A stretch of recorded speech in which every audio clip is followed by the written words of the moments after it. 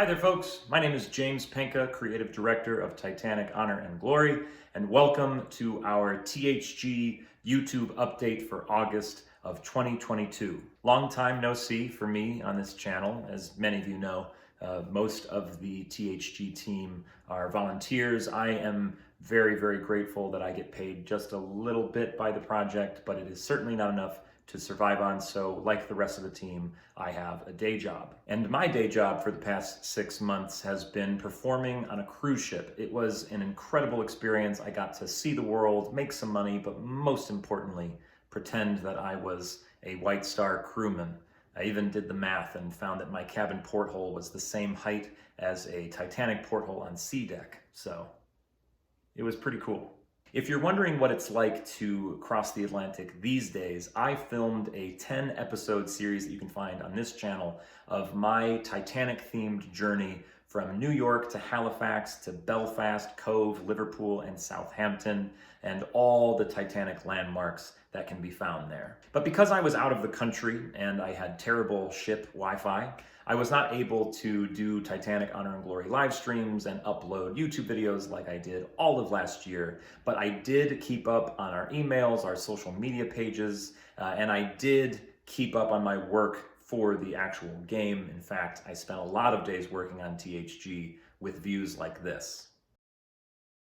But while we have not been posting a lot on YouTube, we have not gone silent again, as people often worry. We have been posting a ton on Discord, Patreon, and Reddit, and so many other places. So check out those sites if you can. We wouldn't want you to miss out on all the progress that we've been posting about. A quick word about Patreon. We post a ton over there. I mean, I think we've posted 47 things since I left for my cruise contract. So there is plenty to see over there. And these posts, these updates, they are not just for patrons. Every month around the 15th or so, we post a big team update, which is available for everybody to read. Everybody can see it the day that we post it. And as for the posts that you do have to pay to see, those become public after a couple weeks. So there's always a reason to pay our Patreon a visit. You don't have to pay, but jump over there and see what we're up to. But we have not forgotten the power of a YouTube video. A lot of our fans only follow us here. So let's go back and cover anything you might have missed since we last saw each other. And yes, by the end of this video, I will show you some incredible new images of the current states of both the THG Alpha as well as the upcoming update to Demo 401, as well as a little surprise that very few people know about. So let's dive in. Sorry, THG fans, I gotta do this for the newbies. It has been a while. Let's put 30 seconds on the clock.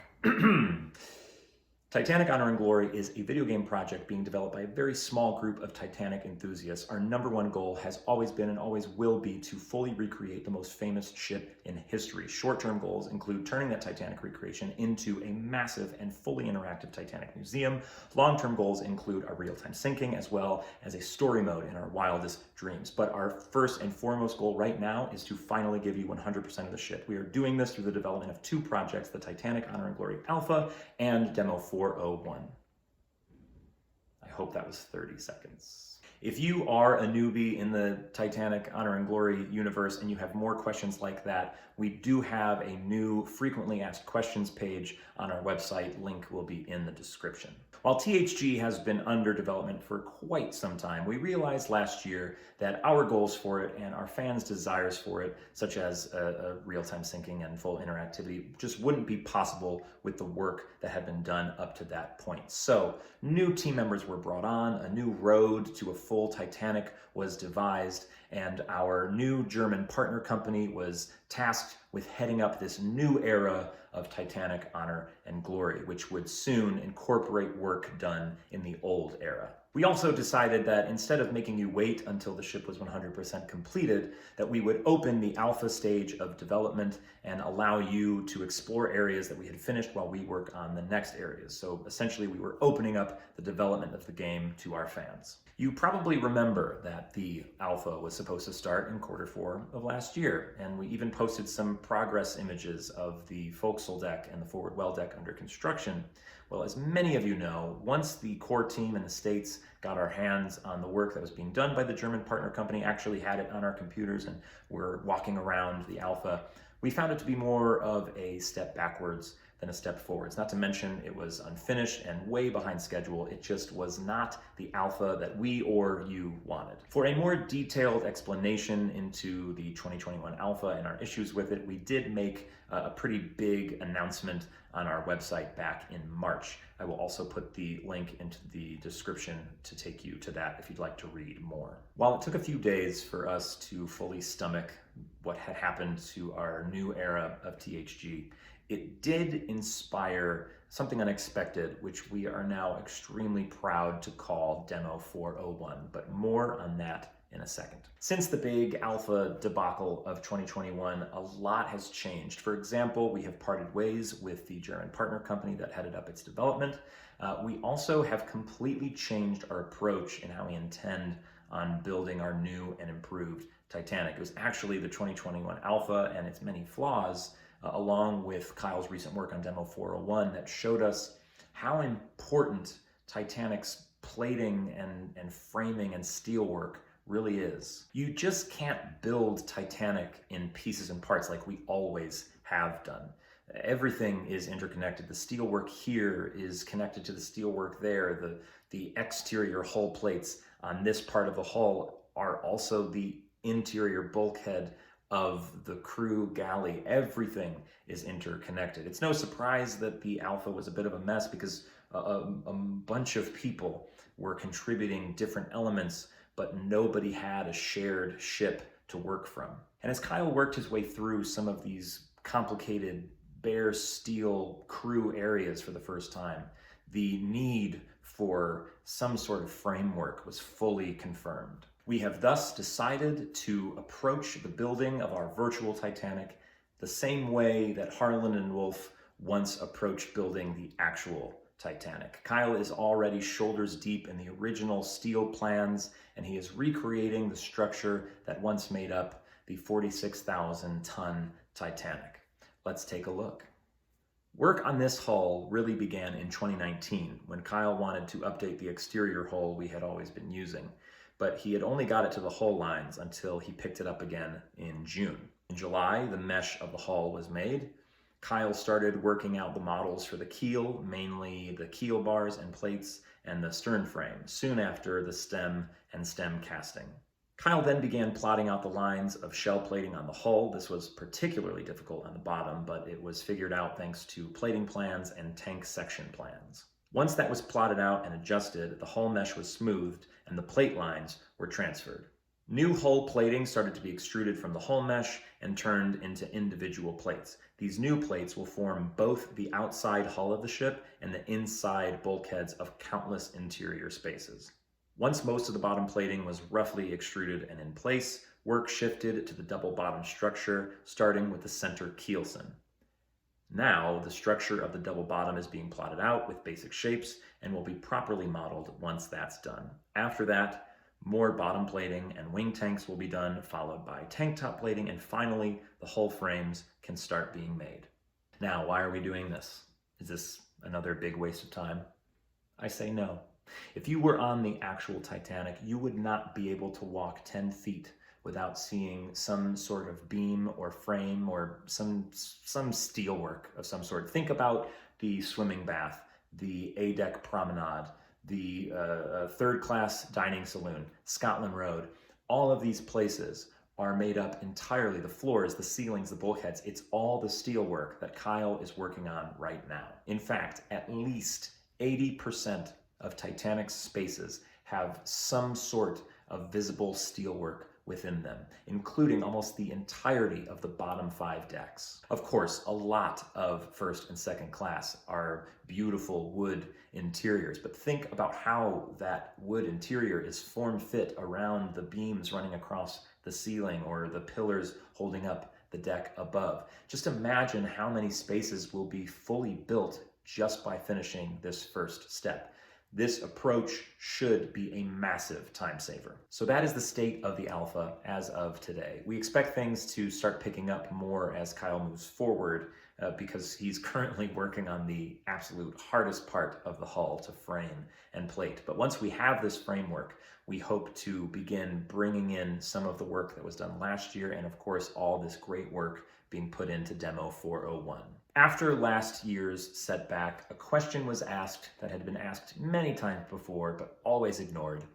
Why don't we just release Mega Demo? Mega Demo was basically one huge level that contained essentially every space that this team had ever really finished. It was a decade of work just collecting dust. We couldn't release it before because, as we've talked about, it had massive limitations. It couldn't sync, nothing could move. It was also really taxing on the average gaming computer. We wanted to use that work in the future, but it certainly couldn't exist as itself. But with the alpha stalling and Christmas fast approaching, we thought it might be fun to clean up Mega Demo, make it playable if that was even possible, and release it for free to a fan base that absolutely deserved it. So on Christmas Day, we released a surprisingly playable Mega Demo, now called Demo 401, and with a few updates to follow, we hoped to be done by New Year's Day. But as always, something strange happened. Kyle, who is more responsible for Demo 401 than anybody, had what we call a Kyle snowball. That is where Kyle finds some hidden superhuman energy and endurance and models for what seems like 23 hours a day. He expanded Demo 401, churning out room after room, spaces that many people could only dream of walking through. And the demo got bigger and we got more excited. The morale of the team was growing. And it wasn't just us. Fans wanted more, and Kyle was uniquely equipped to give them more. And as annoying as this can be, when you're working with Kyle, when he does these snowballs, it happens from time to time, it was hard not to get excited when he would join a team call and say, oh, hey, I added the crow's nest today. And then the next day he would say, oh, by the way, 10% of Titanic was added to the demo this week. So team morale was growing, and as you will soon see, this snowball looks pretty good. Thankfully, back in June, the Kyle snowball melted, and he finally started work on the alpha, but not before leaving in his wake an incredible, incredible achievement for this team. We are excited to announce that when our next free update drops, Demo 401 will contain 50% of the RMS Titanic in stunning detail, 50%. To the best of our knowledge, this is the largest recreation of Titanic ever, certainly at this detail and certainly available for free. New spaces in this update include the crow's nest, the windlass space, the crew galley and mess, multiple crew quarters, the fireman's spiral stairs, all the way down to the fireman's tunnel, to the boiler rooms, which have seen an expansion. The exterior boat deck and A deck have been fully opened up, and there might be one or two other spaces that will be included as well. It has been an absolute joy watching Demo 401 grow like this and watching our fans finally exploring Titanic's decks like we've always wanted them to. You know, we get accused of some funny things, some hidden agendas behind this whole project. All we've ever wanted is for our fans to experience Titanic the way that they are with Demo 401. We've enjoyed this so much that we've decided to give Demo 401 what it truly deserves, which is its own life, its own name. And I mean, it's 50% of the Titanic. It's hardly a demo anymore. So we have renamed this endeavor Titanic Project 401. And when it is completed, it will be released on Steam, which will make it available to a wider audience. And it will contain the same 50% of Titanic that will be available for free in our next update. But it will also contain a few little updates and small features that will give Project 401 a bit of a more polished museum quality, the same quality that we're shooting for on a much larger scale with the Alpha. And these features and these updates, these are things that I have personally been working on super hard over my last few months at sea. We will dive a little deeper into Project 401's features at a later date, but I'll tell you now that if you were excited about the alpha feature log entries, Project 401 will have sort of a little taste of log entries to help guide you around Titanic and tell her story. At the end of the day, Demo Project 401 is the perfect cap on the end of an era of THG, the good and the bad, all the course changes, the delays. We're so grateful that we can finally bring a product to our fan base and the wider Titanic community, especially when it's as good as 401 is. But enough talk. Let's look at some images of our upcoming update to Demo 401, which features completely redone lighting by Derek, all these new snowballed spaces from Kyle, and ultimately 50% of the RMS Titanic. All right, folks, so as we look through these images, they're kind of in a random order. We'll just go through them. I will kind of go quickly to keep the video short. Please feel free to pause and enjoy these images. So first up here, we are in the third class smoking room. The lighting obviously completely redone by Derek. Incredible lighting. I love this room. I love the way that there's a wood beam holding up all the steel beams. It's just so third class to me. It just goes to show what we were talking about earlier, that how much steel is visible. Next up, we have a beautiful shot from the floor of one of the cabins off of the aft grand stairs. I can't recall if this is Francis Brown's cabin, right? Because the camera would be up on that table on the left. But yeah, just a beautiful view that we don't often get in THG. Another great shot of the gymnasium. The lighting, again, completely redone up here as well. And the gym equipment, which was new to Demo 401 in our last update, looking incredible as always. This shot, the classic, I mean, this might be one of the most shared pictures that we have, or shared areas of the ship that we have. It's just such a beautiful shot, a recreation of a famous photo, of course, but a beautiful view.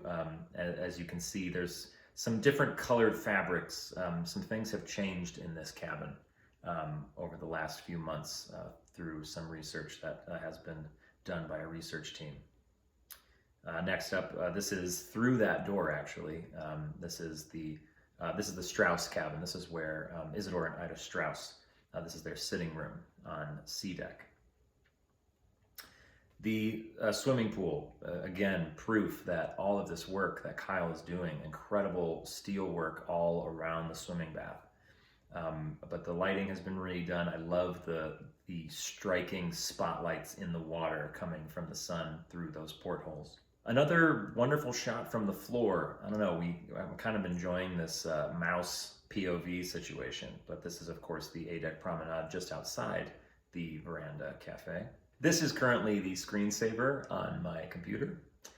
It is one of the most beautiful shots that we have ever had of our Titanic. It is absolutely stunning, and you can see what I was talking about earlier, a second class space, but the beams and the supports of the deck above all very visible, but covered in wood because it is second class, but all that structure is still there. Here's a lovely shot of the third class general room, as if you're sitting in one of the chairs. This is a room that most closely resembles what the Nomadic actually looks like. If you go to Belfast and you board Nomadic, like I did a couple months ago, this room really resembles the waiting rooms on the Nomadic, but a beautiful room, looking better than ever before. And of course, the Cafe Parisien, one of our best spaces in general. The lighting has been redone. I just love the new lighting that Derek has done. I think the sun is much more striking in almost like a spotlight way when it comes through these windows. Absolutely gorgeous.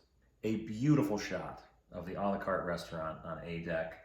The lighting being redone, it really has a vibe that it hasn't had before.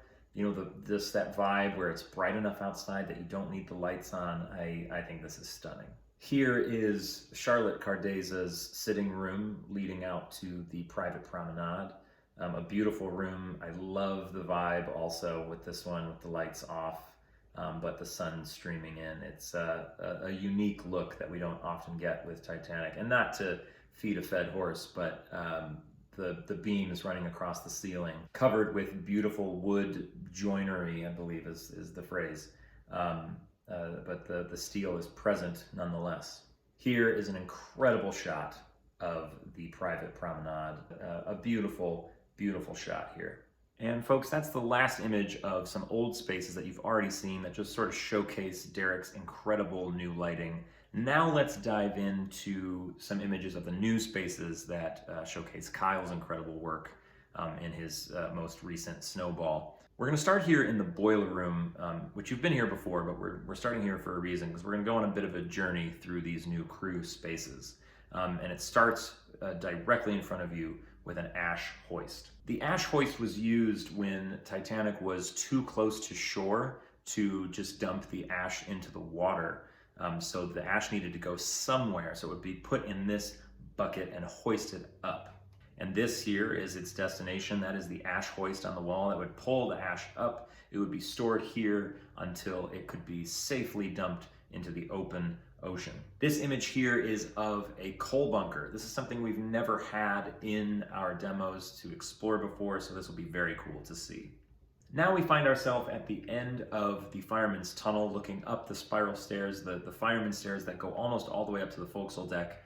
This is a really cool thing to see. I think we've all seen the spiral staircase on plans, but it's very cool to see it in person here. This is a great shot. We're just under the forecastle deck. We're looking forward towards the windlass space on the right there, but also to port is the crew galley, which is the first time we will have a galley available to explore in our demo here, which will be very cool to see. And that staircase directly in front leads down to, I believe, where the top of the spiral staircase ends. And here, of course, is the windlass space with all its wild machinery. This is just under the forecastle deck. This is all the machinery that concerns the anchoring and warping of Titanic. These last two images are of the chain locker. This is something I never expected to see ever, let alone so soon in our next update to the demo. But here we have one side of the chain locker with the chain pretty much fully brought in, so the locker is full. But on this side, the anchor seems to have been dropped and the chain fully let out, and we see that last link attached to the side of the bulkhead.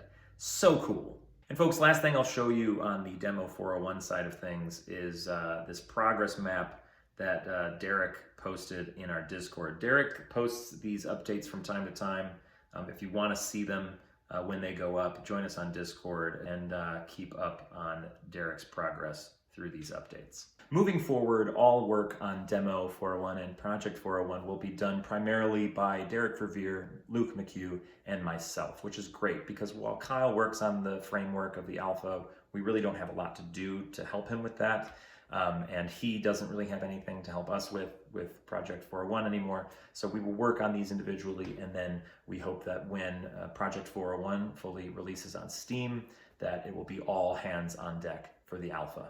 Believe it or not, Demo 401 will be a massive help to the development of the Alpha. It already has. I already mentioned that when Kyle was working on the steel crew spaces of Demo 401, and it kind of showed him how our approach to the Alpha needed to completely change. So a lot has been learned already. Also, on my end of things, we plan on using Demo 401 as a bit of a testing ground for features to appear in the Alpha, from menu screens, sound effects, the features that we were talking about a second ago.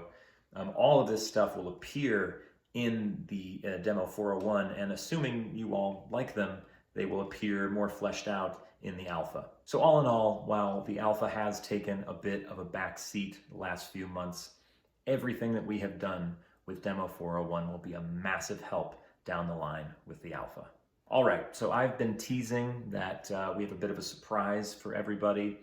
What I'm about to show you is something that I'm sure you didn't expect to see until the end of all of this work on the Alpha, but we are very excited. that we have been able to slip it in to this next update of Demo 401 and Project 401 to follow. Let's take a look at a space that I'm sure a lot of you have no idea is going to be in Demo 401 and a little surprise to be found inside.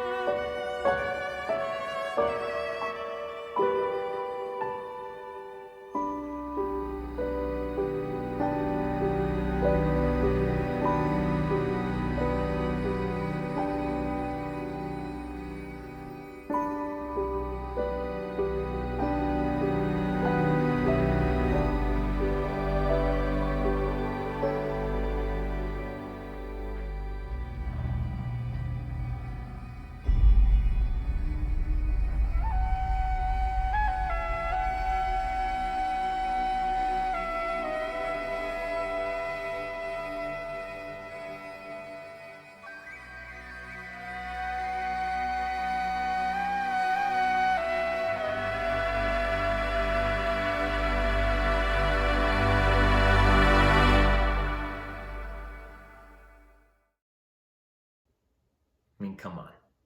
How cool is that? The engine room, and the engines are actually moving. Derek and Kyle, making dreams come true every day here at THG. We've mentioned a lot that one of the limitations of Demo 401 is that nothing can move because the lighting is pre-baked, everything is sort of stagnant. We can open doors, little things, but nothing big. But Kyle knew that if he put in the work towards the end of his snowball, that he could probably animate the engines, and if there's anything to put in that work for, it's this. So plenty of progress to be seen between both the Titanic Honor and Glory Alpha and 401. I hope that between the two projects you're finding what you're looking for in terms of Titanic content. And on that topic, we will try to continue to put our content on YouTube if we can, but please keep in mind how much more work it is. I mean, this video, I've been writing all these notes down that I want to talk through for the past 4 days. This is definitely a full day affair, and then I still have to edit this video. So overall, it's almost like a whole week of prep and execution.